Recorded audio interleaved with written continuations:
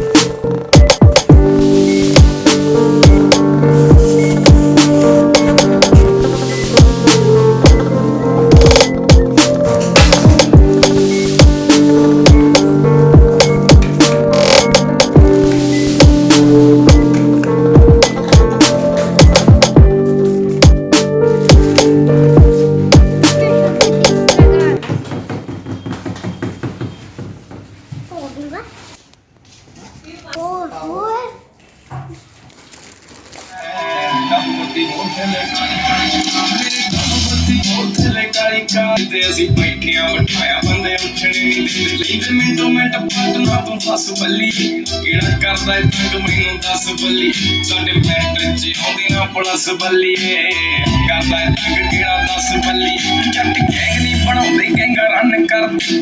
ਵੈਪਣ ਰੱਖਿਆ ਚਰਦੇ ਦੋ ਚਾਬੀ ਜਿੱਥੇ ਚੱਲਦੇ ਰਕਾਨੇ ਪੂਰੀ ਲਹਿਰ ਫੜਦੇ ਬੰਦੇ ਜਿਗਰੇ ਵਾਲੇ ਆ ਸਾਡੇ ਨਾਲ ਖੜਦੇ